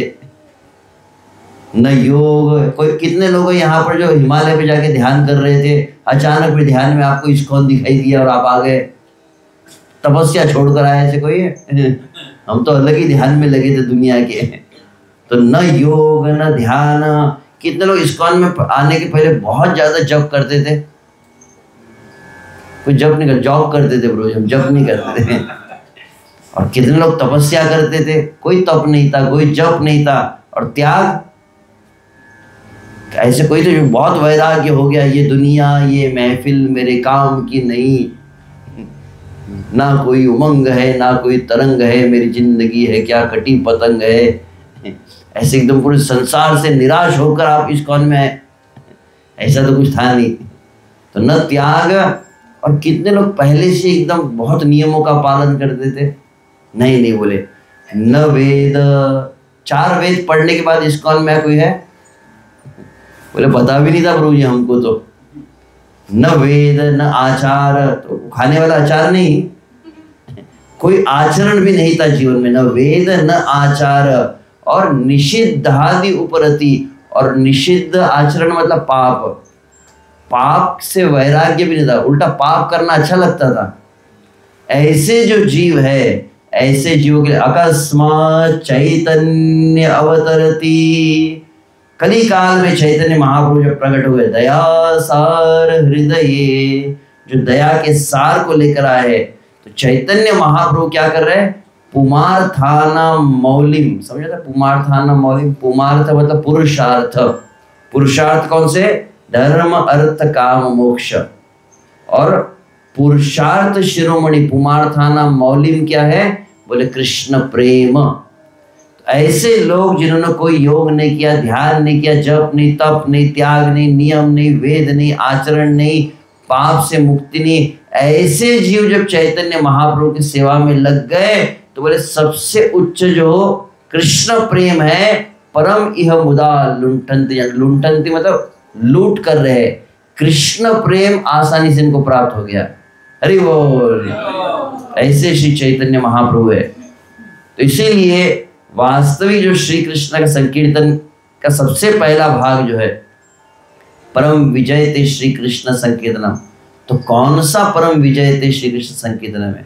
जो श्री चैतन्य महाप्रभु का आश्रय लेकर जो नाम लिया गया है, वो नाम परम। परम विजय मतलब विश्व से माधुर्य प्रेम है। परम विजय मतलब राधा रानी का भाव है। उसको जो प्रदान करने वाला है वो भाव कहाँ पर आएगा? तो जैसे यहाँ पर आगे कहा गया है, कृष्ण तत्व भक्ति तत्व प्रेम तत्व सार, कृष्ण तत्व भक्ति तत्व प्रेम तत्व सारा, भाव तत्व रस तत्व लीला तत्व सार।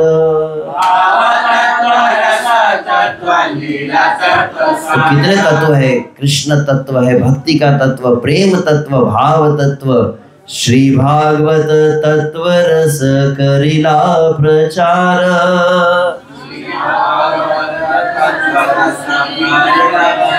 कृष्ण तुल्य भागवत जानाइला संसार। तो ये जितने तत्व है, भक्ति तत्व है, रस तत्व, पूरी तरह से स्पष्ट किसने किया? बोले चैतन्य महाप्रभु ने किया। बहुत लोग भक्ति के बारे में बोलने वाले हैं। मुझे याद है लगभग 10 साल पहले की बात है, एक बार मैं वृंदावन में था, और आजकल वृंदावन में तो कई कथाएं चलती है। पहले तो श्रील प्रभुपाद जी जब थे तो कोई नहीं था, और प्रभुपाद ने पूरे संसार में कृष्ण भावना का प्रचार कर दिया। पूरे संसार के जीव को जब श्री कृष्ण की शरण में लेकर आए तो बोले सब साधु संत भी अब यूट्यूब के ऊपर उतर गए। सब महात्मा जी जो गुफा में बैठे थे वो फेसबुक पर आ गए। और अब वो क्या कर रहे हैं?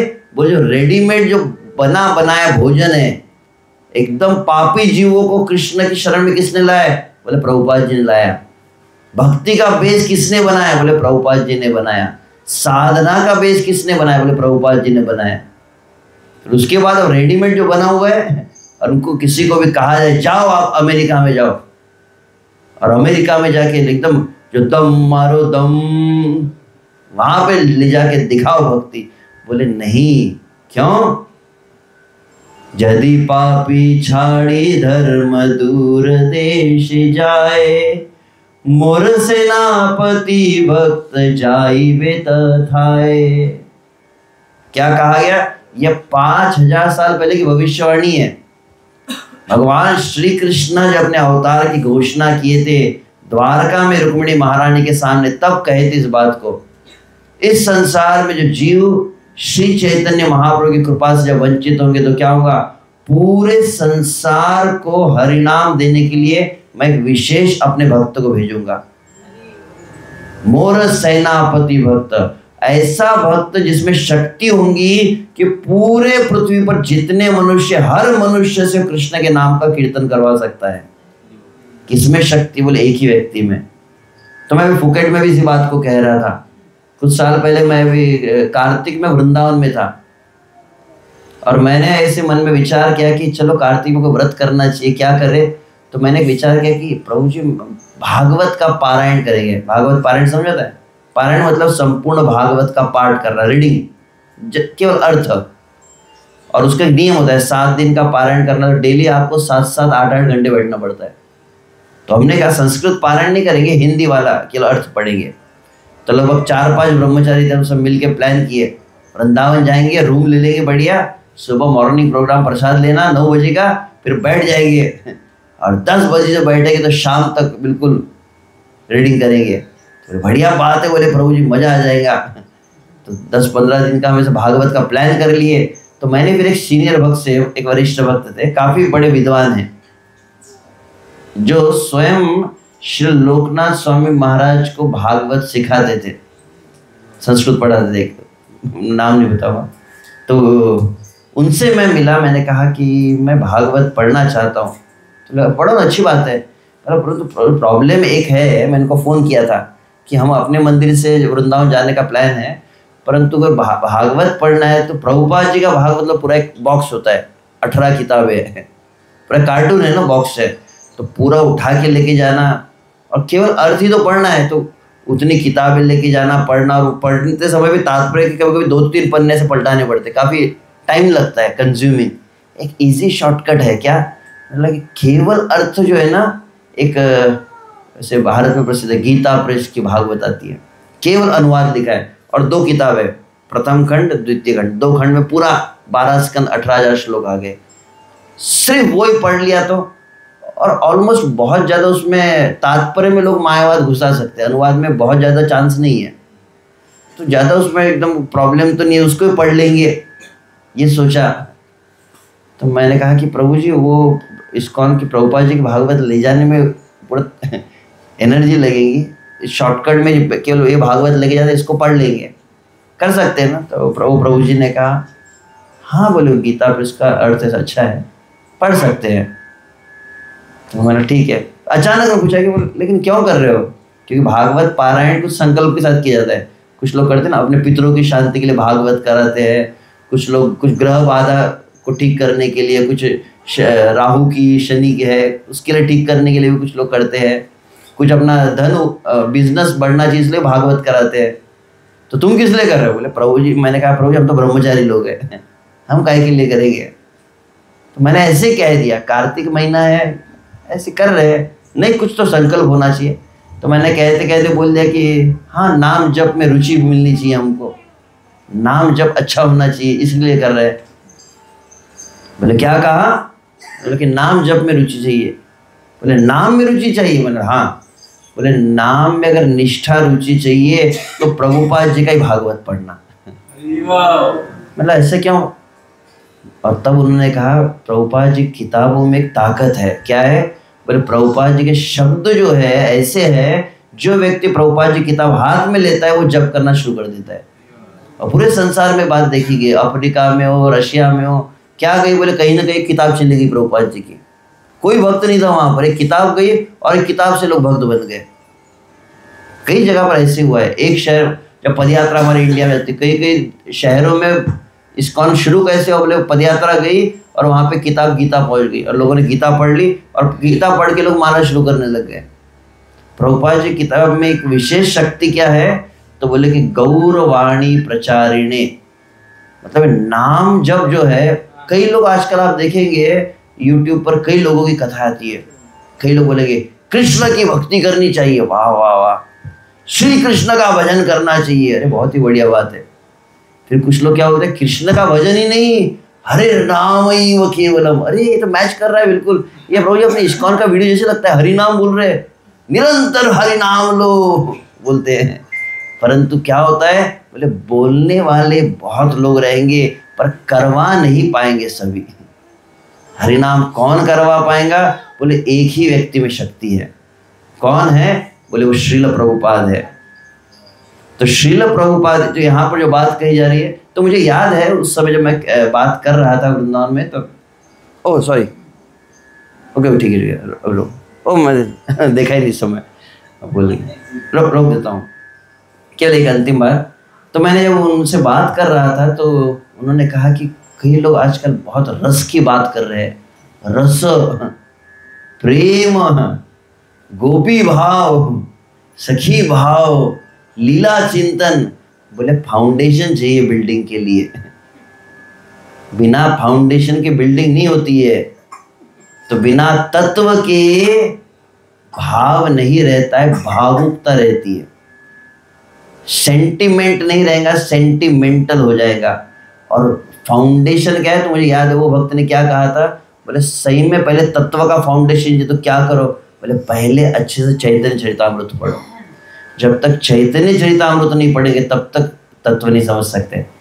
उसी को यहाँ पर कहा जा रहा है, भक्त लागे विस्तारिला आपन वदने,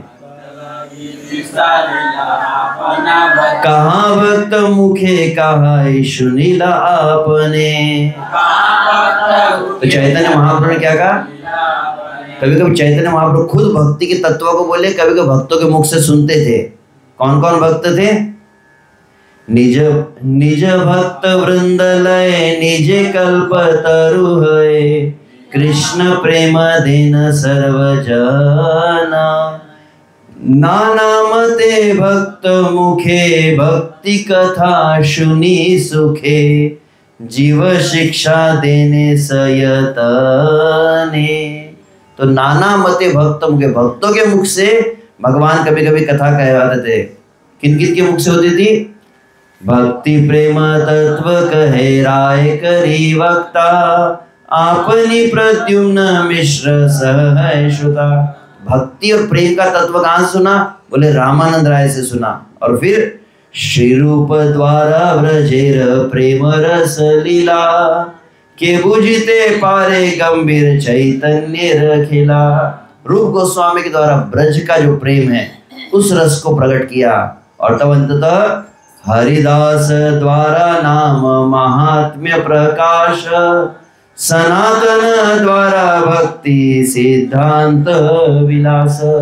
इस अलग अलग भक्तों के द्वारा उन्होंने प्रकट किया है।